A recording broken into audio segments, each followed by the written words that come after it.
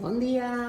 Bon dia, Normalanders! No m'han tancat, eh? Estic aquí amb la Patricia, a Balears Trasters, en el carrer de Goda Palma, just a l'entrada, i ella té més de 100 trasters, ja fa temps que fem feina amb ella, fa un any ja van venir, van fer l'auditoria de protecció de dades i avui tornem a fer la auditoria, que com sempre és presencial.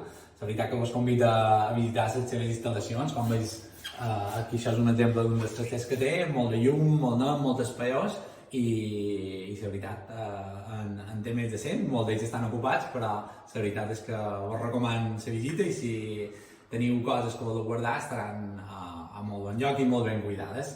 Moltes gràcies!